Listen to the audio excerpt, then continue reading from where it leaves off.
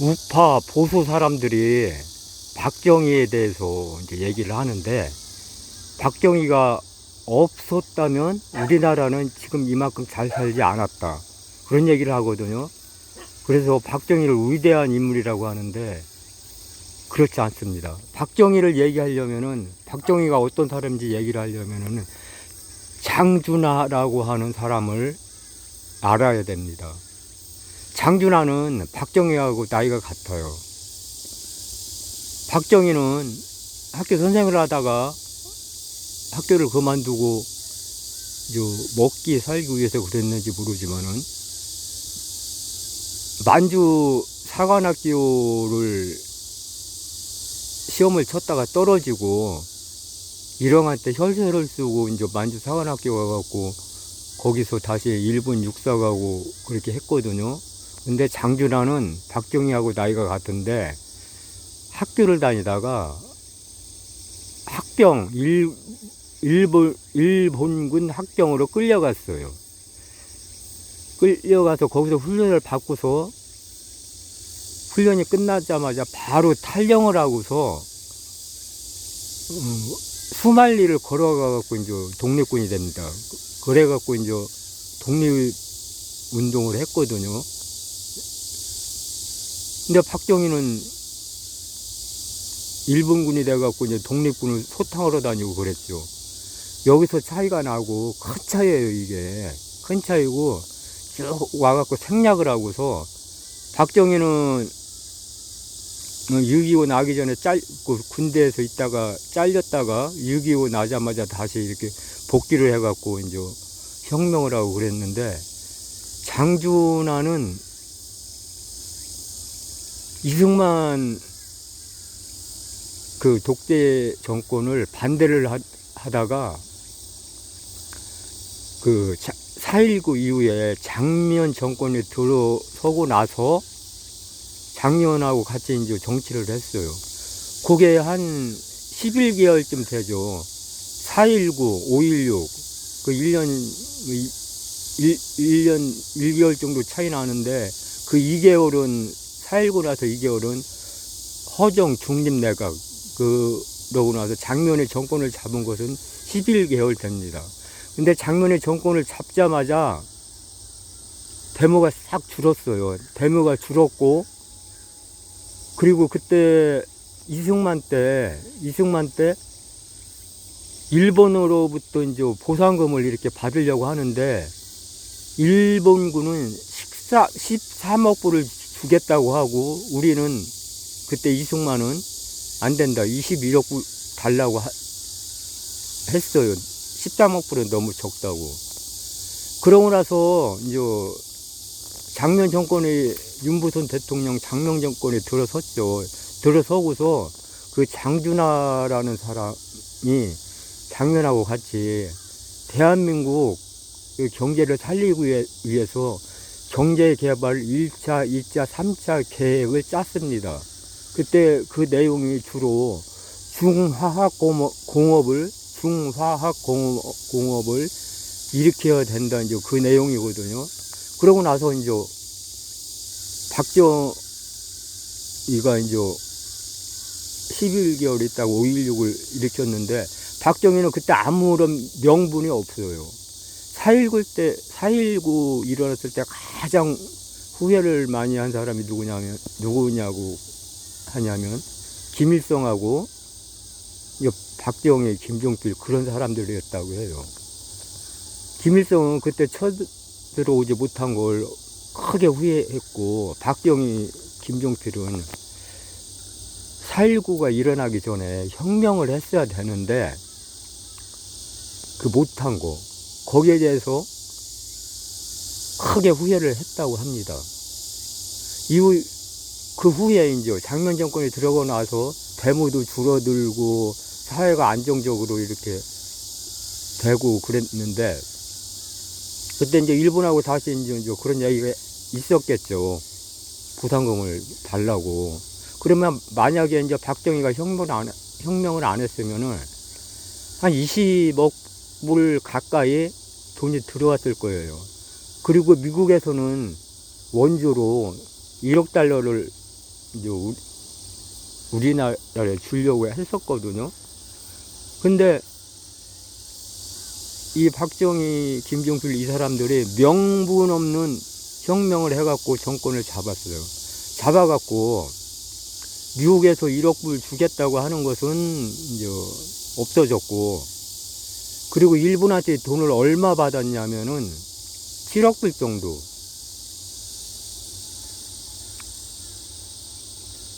7억 불 정도 받았는데 뭐 4억은 뭐 피해 보상, 3억은 그냥 무상으로 이렇게 주는 거 이제 그런 식으로 받았다고 해요. 그리고 나서 중요한 것은 개인에 대한 보상 2억까지 거기에 들어갔다는 거예요. 만약에 장면이 이제 장준하고 같이 정치를 해갖고 쭉 이어갔다면은 한 20억 가까이 받고 미국한테 1억 달러 받고, 그리고 개인들의 보상은 그대로 살아 있어갖고 계속 더 많이 받아낼 수 있는, 개개인한테 그게 돌아갈 수 있는 그게 됐거든요. 그렇게 됐어야 되는데 그거까지 포함해갖고 7억 불을 받았단 말이에요. 그게 큰 문제고, 그러면 만약에 박정희가 혁명을 안 했으면 어떻게 됐겠느냐. 나라 그 격동 그런 거 없이 그냥 순조롭게 잘 이렇게 됐겠죠. 물론 뭐 저기 분열된 그런 게 지금처럼 그런 게 쭉 있었겠지만 이렇게까지 되지는 않았을 거예요. 작년 이 사람은 독립운동을 했고 빨갱이도 아니고, 그리고 중요한 것은 경제적인 그런 식견이 있었어요. 그래갖고 이제 작년하고 같이 중화공업을 일으켜야 우리나라가 잘 살 수 있다. 이제 그런 걸 해갖고 경제 개발 1차, 2차, 3차 5개년 계획을 이렇게 세웠거든요.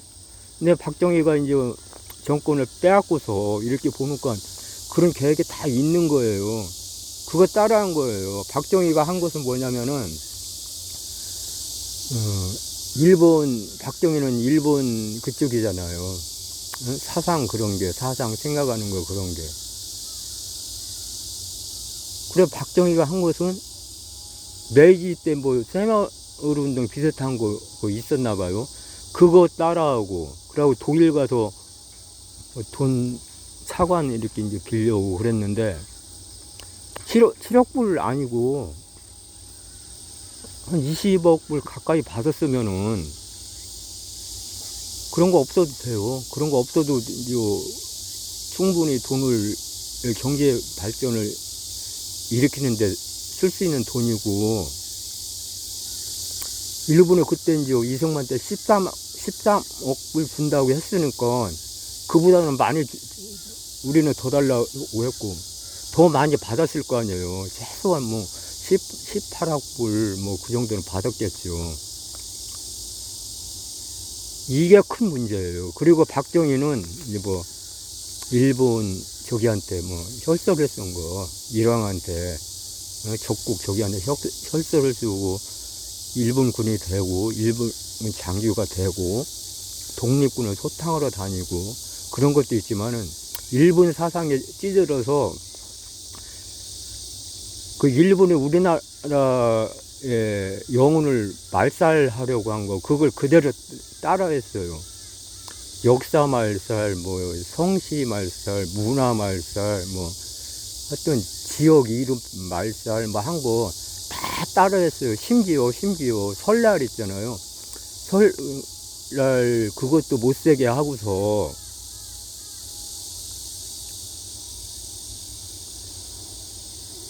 음력설 그걸 진짜 설날을 구정이라고 하고 해서 그걸 못 세게 하고 양력설을 세게 했단 말이에요. 저도 기억나요. 설날에 학교 가고 이제 그랬던 거. 그게 무지 많아요. 여기 이렇게 하나하나 이렇게 파헤쳐 보면은 무지 많다고.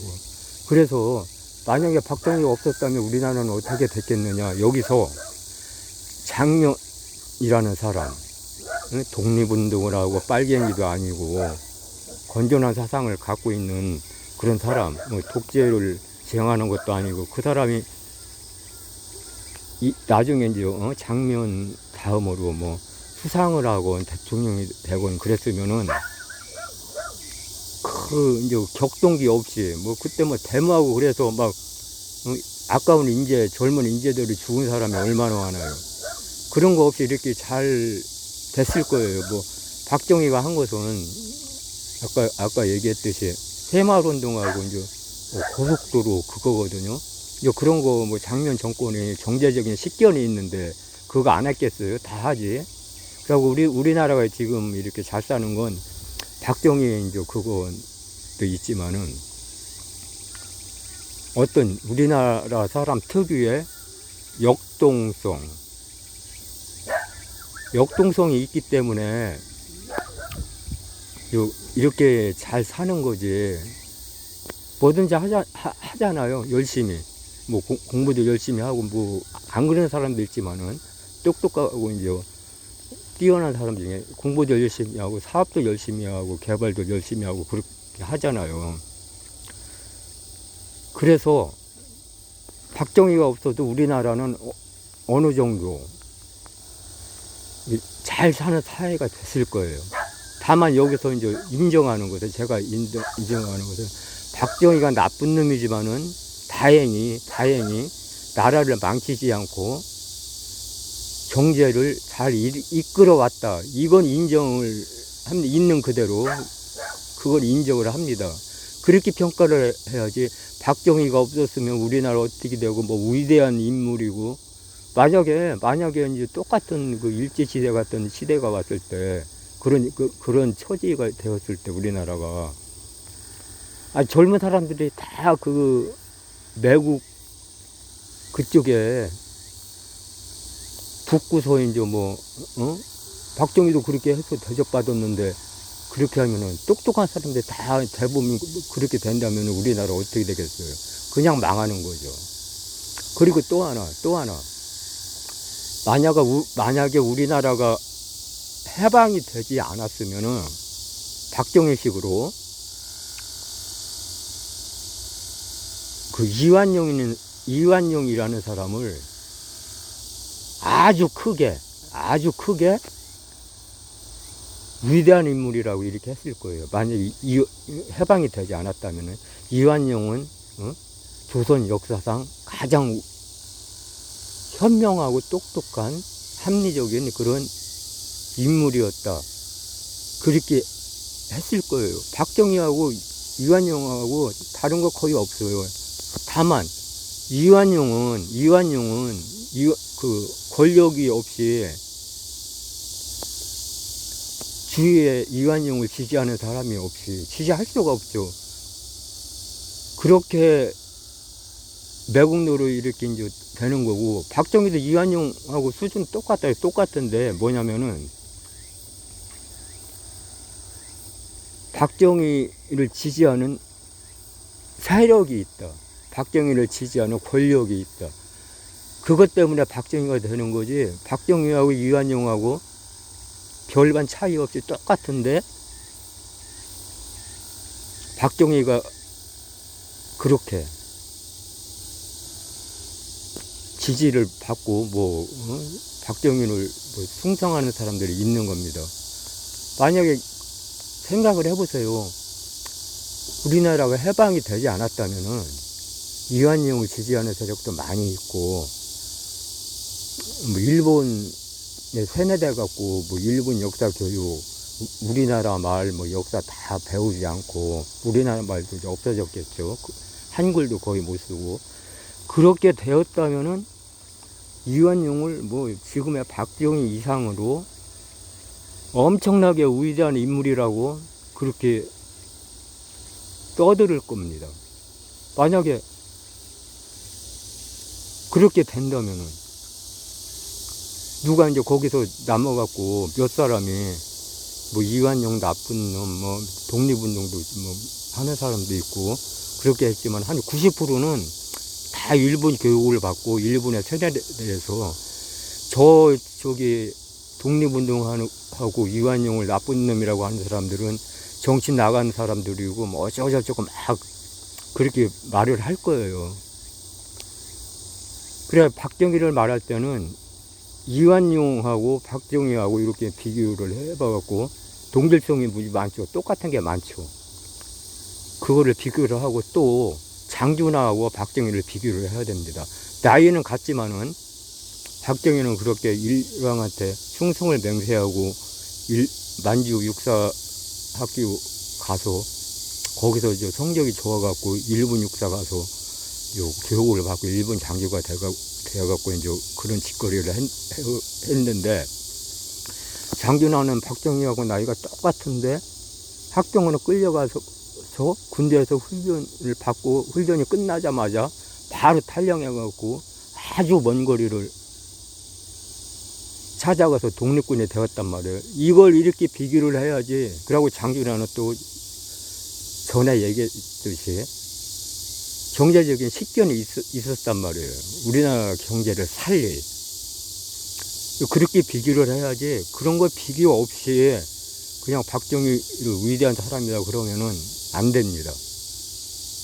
꼭 얘기를 할 때는 그렇게 비교하고 박정희, 이완용, 유사성, 박정희, 장준하 대변되는 그 비교 그걸 말하고서 박정희에 대해서 얘기를 하시기 바랍니다. 박정희는 아주 나쁜 놈입니다. 예, 이상입니다.